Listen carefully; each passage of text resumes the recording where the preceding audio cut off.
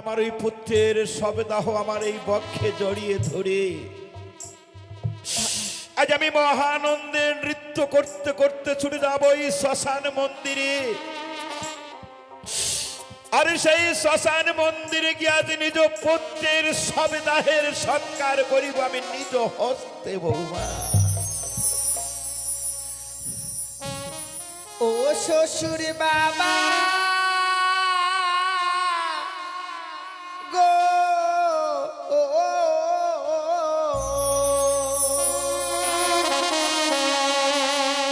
আমার স্বামীকে না পুরা বেনা গুনি। বৌমা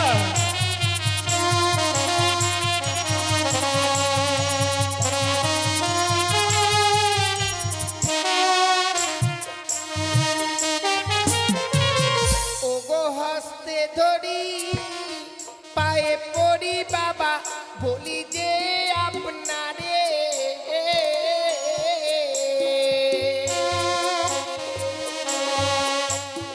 মৃত স্বামী ওগো বাবা ভিক্ষে দিন আমারে। বৌমা এ তুমি কি বলছো বৌমা?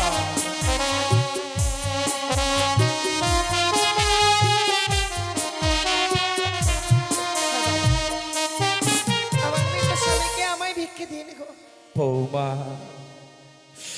আজ তোমার মৃত স্বামীকে তুমি কেন আমার কাছে শুধু ভিক্ষে চাইছো মাগো? কি করবে তোমার ওই মৃত স্বামী দিয়া? ওগো মৃত স্বামী বক্ষে লইয়ে বাবা ভাসিব সাগরে।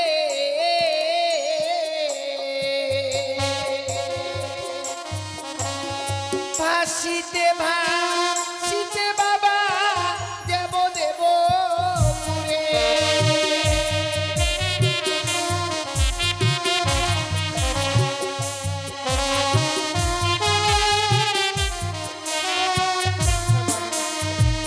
বৌমা আজ তুমি এই বয়সে মৃত স্বামীকে বক্ষে নিয়ে ভাসিবে অমলার সাগরের জলে। সত্যি বাবা, এই যে হয় না বৌমা? আজ সত্যি যদি তুমি অমলার সাগরের জলে ভাসিতে চাও তবে তার পূর্বে যে তোমাকে একটি কাজ করতে হবে বৌমা। কি কাজ করতে হবে বাবা? আজ এমন কি কাজ তোমাকে করতে হবে জানো বৌমা? কি গো বাবা? যে দেখো তো বধূ মাতা আজ তোমার সর্বাঙ্গেনা রহিয়াছ কত অষ্ট অলঙ্কার।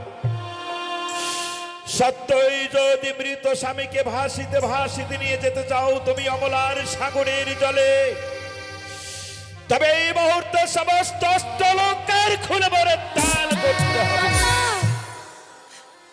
আজকে দিনে এই অলংকার আপনি আমার কাছ থেকে চেয়ে নিচ্ছেন গো। এই অলংকার না দিলে কি স্বামীকে নিয়ে সাগরে জলে ভাসা যাবে না বাবা? বৌমা কেন তুমি বুঝতে পারছো না বৌমা? যার স্বামীর হইয়াছে মৃত্যু তার কদাপি অষ্ট অলঙ্কারে নাহি পায় শোভা। বেশ বাবা, আপনি যখন চেয়েছেন আমি এক এক করে না ওই সমস্ত অলংকার আপনাকে খুলে দেব। বৌমা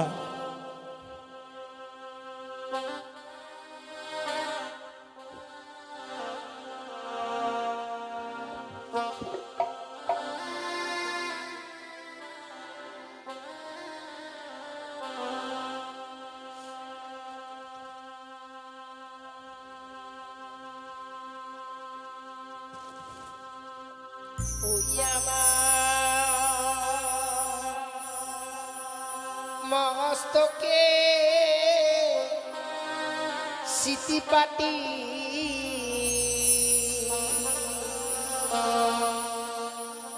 লহ শ্বশুরিবা আবাগো।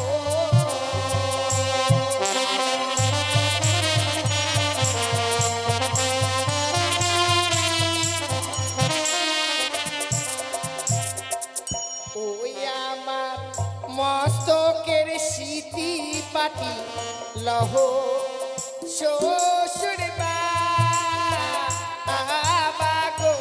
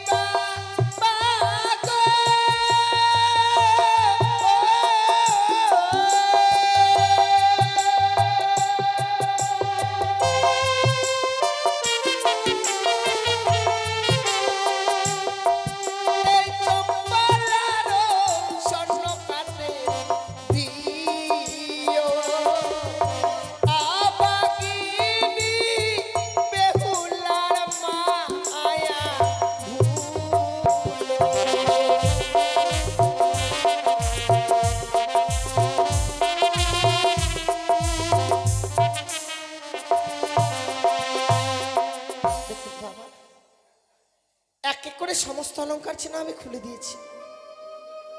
বৌমা, পরিধান করে থাকবার মতো কোনো অলংকার আমার কাছে আর নেই।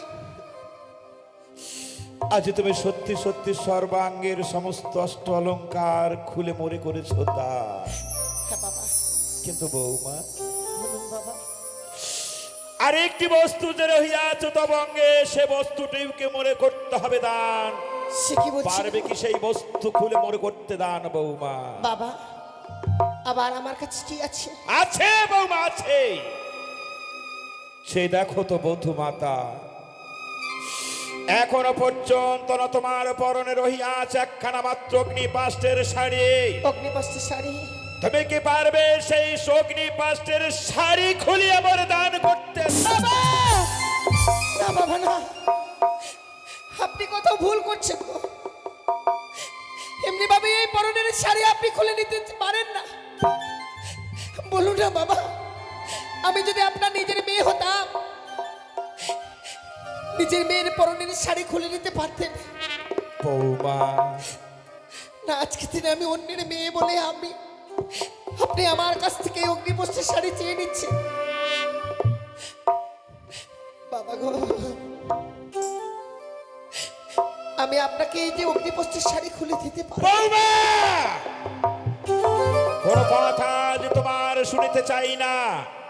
তাছাড়া যার স্বামীর হইয়াছে মৃত্যু, তার কদাপি অগ্নিপাষ্টের শাড়ি নাহি পায় শোভা। তুমি কি পারবে বৌমা? তোমাকে যদি একখানা ধবল বস্ত্র দেই, আমি সেই ধবল বস্ত্র পরিধান করিয়ে কি অগ্নিপাষ্টের শাড়ি দিতে পারবে মনে খুলিয়া? হ্যাঁ বাবা। বৌমা, তবে আমি পারবো গো। তুমি কি বলছো বৌমা? আপনি যখন চেয়েছেন বাবা, তবে হ্যাঁ, আমি কথা দিলাম। স্বামীকে নিয়ে সাগরের জলে ভেসে যাবার পূর্বে এই অগ্নিপষ্টের শাড়ি খুলে আপনার হস্তে তুলে দিয়ে বৌমা, তবে আমি স্বামীকে নিয়ে সাগরে জলে ভেসে যাব বাবা। তুমি কি বললে বৌমা? হ্যাঁ বাবা। কিন্তু মা গো, বলুন বাবা। আজ সত্যি যখন তুমি অগ্নিপাষ্টের শাড়ি খুলিয়া ভাসিবে অমলার সাগরের জলে, কিন্তু বৌমা, আজ তোমার ওই মৃত স্বামীকে নিয়ে কিভাবে ভাসিবে অমলার সাগরের জলে? আপনি ঠিকই বলেছেন গো বাবা, কারণ কোনো কিছুকে অবলম্বন না করলে সাগরে জলে ভাসা যায় না। তাই জানেন বাবা, আপনি পঞ্চম কদলী বৃক্ষের মান্দাস আর শলার মন্দির তৈরি করে দিবেন। কি বললে? যাকে অবলম্বন করে আমি সাগরের জলে ভেসে যাব। না না বৌমা, না, সে কি বলছেন? চেয়েও না মাগো, চেয়েও না। ওই কদলীর বৃক্ষ তুমি আমার কাছে চেয়েও না। আমি যে কোনোদিন ওই কদলী বৃক্ষ তোমার দান করতে পারবো না বৌমা। সে কি বলছেন বাবা? কিন্তু ওই কদলী বৃক্ষ ছাড়া আমি সাগরের জলে ভেসে যেতে পারবো না। কিন্তু বৌমা, বলুন। কেন ওই কদলীর বৃক্ষ আজ আমি তোমাকে দান করতে পারবো না জানো মাগো? কেন বাবা? একদিন জয়ী কালিদাহের সাগরে ওই কদলীর বৃক্ষই বাঁচিয়েছিল আমার এই জীবন। তাই তো যে কদলীর বৃক্ষের মূল্য আজ আমার জীবনের থেকে অধিক, সেই কদলীর বৃক্ষ তো আমি বিনা মূল্যে তোমায় করতে পারবো না দান বৌমা। তবে মূল্য দিতে হবে, তবে আমি ওই কদলী বৃক্ষের মান্দাস পাবো। হ্যাঁ বৌমা, হ্যাঁ। কিন্তু বাবা, দেবার মতো আমার কাছে কোনো মূল্য নেই যে আপনার হস্তে তুলে দিয়ে আমি কদলী বৃক্ষ নিয়ে মোমরার সাগর জলে ভেসে যাব। আমি জানি বৌমা, আজ কদলীর উচিত মূল্য দেবার মতো কোনো করি নেই তোমার কাছে, তথাপি যে তোমাকে দিতেই হবে বৌমা। বেশ বাবা, সত্যি যদি ওই কদলীর বৃক্ষ আপনার কাছে বড় মূল্যবান হয়, আমিও কথা দিলাম বাবা, আপনার ওই মূল্যবান কদলীর বৃক্ষকে আমি মূল্যহীন হতে দেব না বৌমা। শুধু আপনি কিছু সময় আমায় ভিক্ষে দিন গো। এই সময়ের মধ্যে যেখান থেকে হোক না কেন ওই কদলী বৃক্ষের মূল্য এনে আপনার হস্তে তুলে দেব, তবে আমি স্বামীকে নিয়ে সাগরের জলে ভেসে যাব। বেশ বৌমা, আদি সত্যই যদি দিতে পারো পঞ্চ কদলীর মান্দাসের মূল্য মনে, তবেই আমি কদলির মান্দাসে দানিব তোমারে। বেশ বাবা, বৌমা, দিলাম ক্ষণকাল সময় তোমারে, যে কোনো হোক পঞ্চকদলির মন্দাজের মূল্য নিয়ে এসে পঞ্চকদলির বৃক্ষ আমার কাছ থেকে তুমি খরিদ করে নেবে বৌমা। বেশ বাবা। হে ঠাকুর, এই হচ্ছে নারীর জীবন গো মা। নারীর জীবনটা এত অসহায় জীবন যে চলার পথে এত বাধা আসছে নারীদের, আমি ভাবতে পারিনি গো। ভেবেছিলাম আমার স্বামীকে নিয়ে সাগরের জলে আমি ভেসে যাব, কিন্তু ভাসতে গেলে যে কদলির বৃক্ষ লাগবে, আর সেই কদলির বৃক্ষ নিতে গেলে সেই কদলির বৃক্ষের মূল্য দিতে হবে। দেবার মতো মূল্য আমার কাছে নেই। ওগো চম্পলানগরের বাবা মায়েরা, এই বিপদের দিনে হতভাগীকে একটি করে পয়সা ভিক্ষে দিতে পারবেন না গো। সব নারীর তো মনে আসা জাগে গো স্বামীকে নিয়ে সারা জীবন ঘর করবে। আমি এমনই এক হতভাগী নারী, বাসর ঘরে স্বামীকে হারিয়ে ফেলেছি মা। যদি আপনাদের ওই একটি করে পয়সার আশীর্বাদ থাকে মা, আমিও 10 জনের মতো মাথা উঁচু করে স্বামীকে নিয়ে ঘর করতে পারি গো। এই হতভাগীকে এই বিপদের দিনে একটি করে পয়সা ভিক্ষে দিয়ে দেব। আমায় একটি পয়সা দিন গো মায়েরা,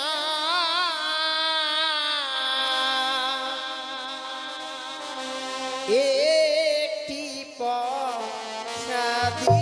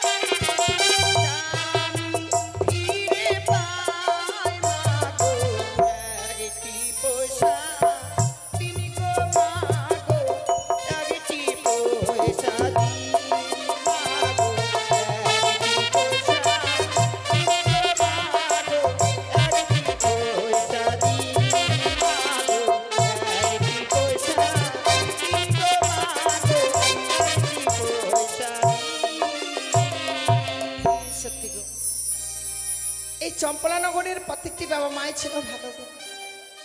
আমি বিপদে পড়ে গিয়েছি, সবার দ্বারে সবাই যেন একটি করে পয়সা ভিক্ষে দিয়েছি।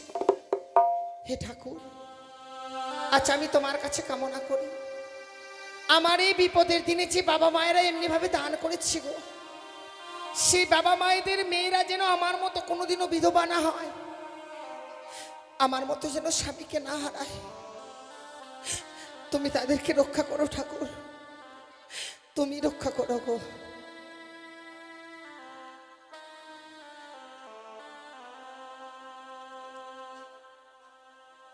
বাবা, বৌমা, আমি কদল বৃক্ষের মূল্য এনেছি বাবা। মা গো,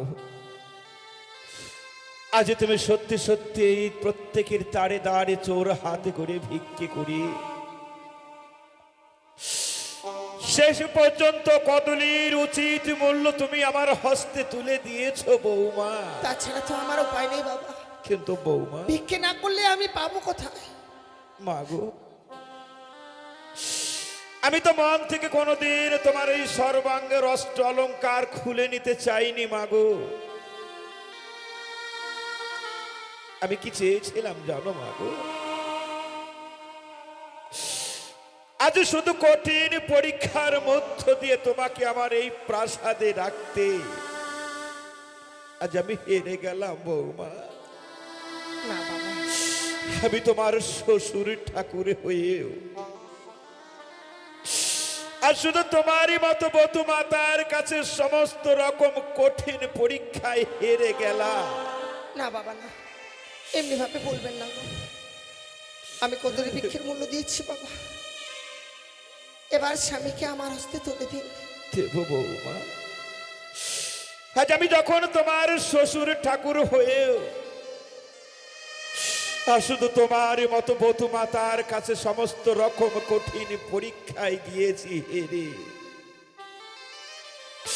তখন আমি আর বাধা দেব না তোমারে বৌমা। বেশ বাবা। এসো বৌমা, আজ আমি নিজে ওই গুঞ্জরিয়ার ঘাট হতে পঞ্চকদলির মান্দাস দিয়ে তোমাকে ভাসিয়ে দেব আমি সেই অমলার সাগরীর জলে।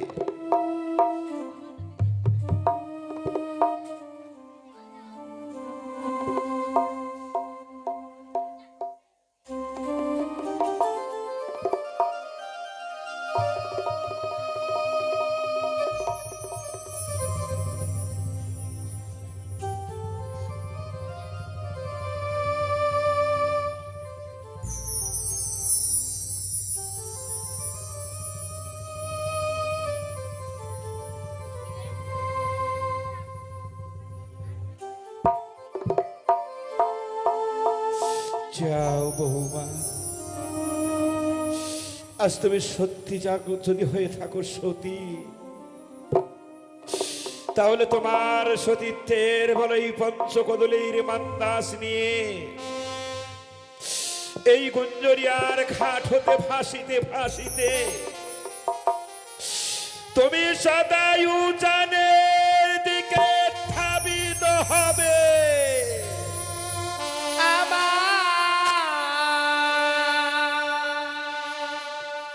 শ্বশুর বাবা গো,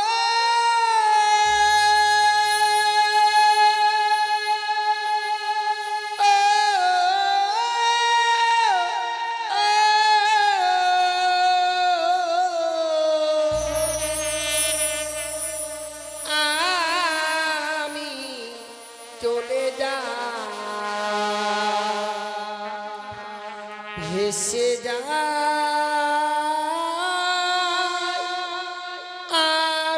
চলে যা।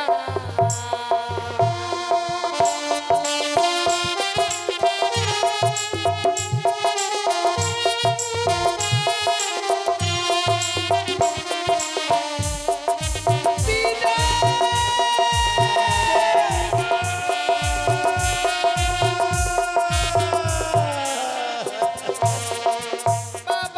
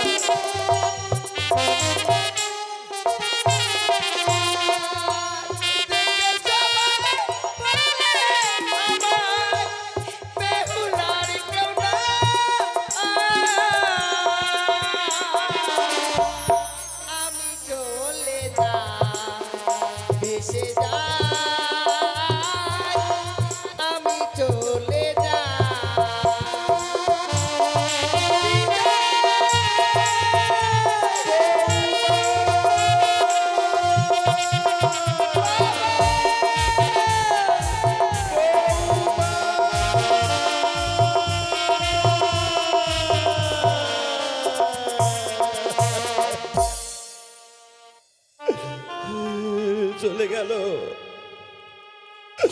আমার বধূ মাতাও শেষ পর্যন্ত আমাকে ছেড়ে চলে গেল।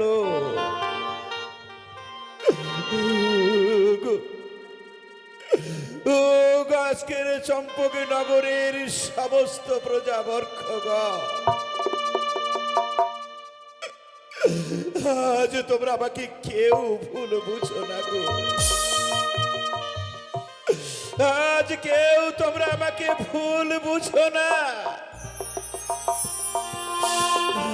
আমি তো চাইনি বাগু, আমার বধূ মাতার রূপ আমি কোনোদিন নয়নে দর্শন করতে চাইনি। আমি তো চেয়েছিলাম শুধু কঠিন পরীক্ষার মধ্য দিয়ে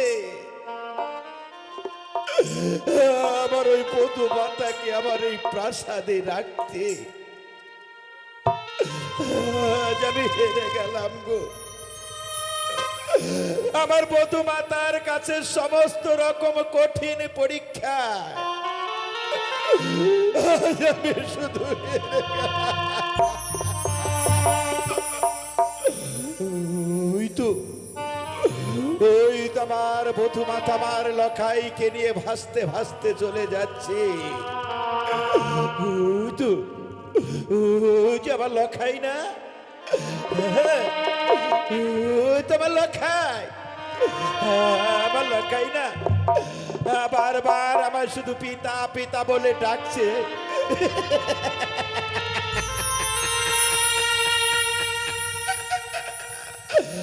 আমি না, আমি যাব, আমার লখাইয়ের কাছে আমি যাব। ও বৌমা, বৌমা, তুমি একটু দাঁড়াও না মাগো। আমার লখাই যে বারবার আমার পিতা পিতা বলে ডাকছে, আমার লখাইয়ের কাছে আমাকে তুমি শুধু একটি বার আসতে দাও।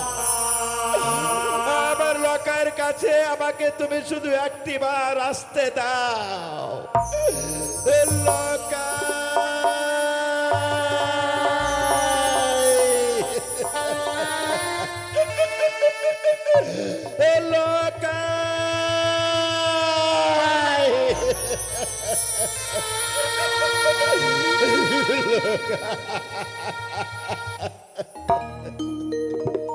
আপনারা কেউ যাবেন না, ধৈর্য সহকারে বসুন। এরপরেই আরো দুইটা ঘাট রয়েছে ভালো ভালো, আপনাদের সবাইকে ভালো লাগবে। আপনারা শুধু ধৈর্য সহকারে বসুন।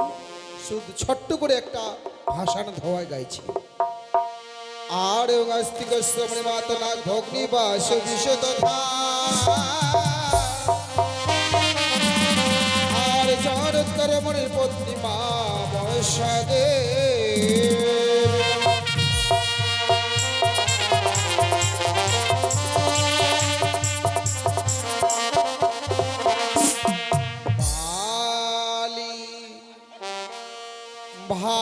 ভাসিল রে আমরার সাগরে বালি ভাসিল রে।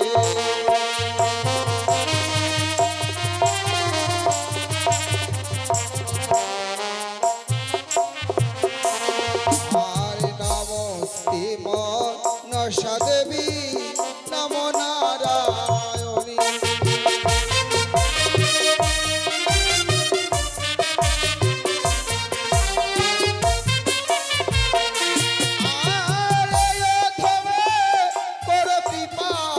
বিজয়া ব্রাহ্মণী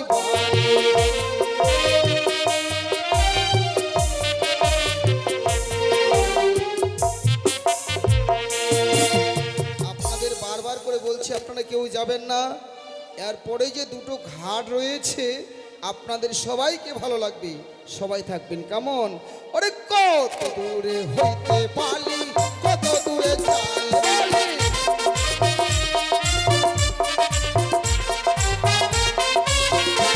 আরে ভেলে তো বসিয়া বালি, কাঁদে হায় রে হায় বালি।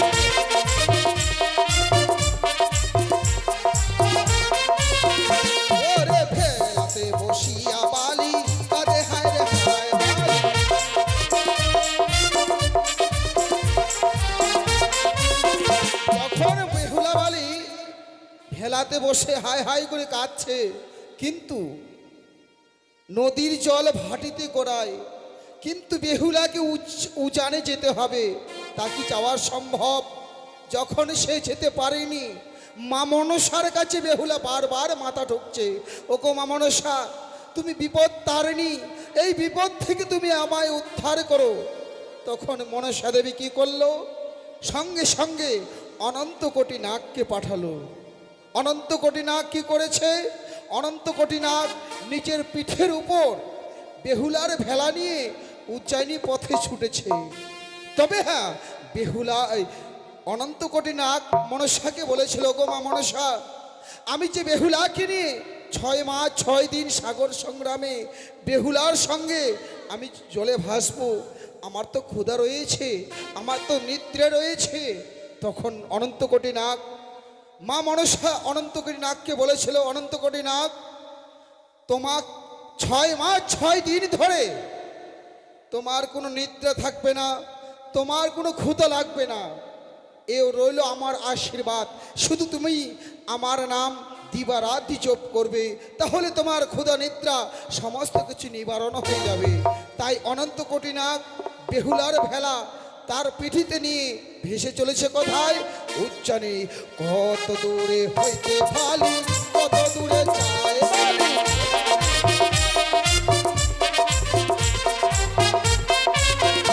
আর গুঞ্জরিয়ার ঘাট বালি, ছাড়িয়া পলায় বালি।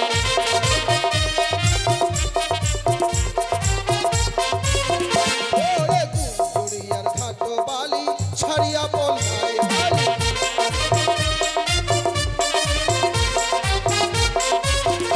আরে আলাই দুলাইয়ের বাঁকে বালি, উপনীত হয় বালি।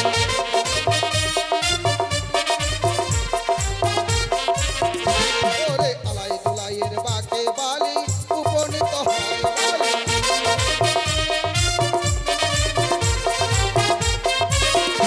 ওরে নমস্তে মনসা দেবী, নমো নারায়ণ বালি।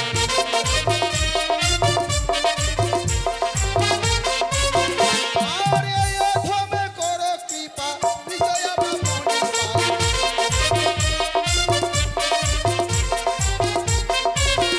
ওরে মাতৃগণে উলুর ধ্বনি, পুরুষ বলবে হরি বালি। ও বালি ভাসিল রে অমরার সাগরে, বালি ভাসিল রে বালি।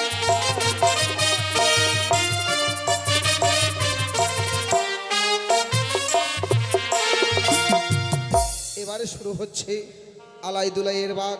দেখুন, আপনাদের সবাইকে ভালো লাগবে। তারপরে থাকছে আরেকটি ঘাট, ওটা পরেই বলছি।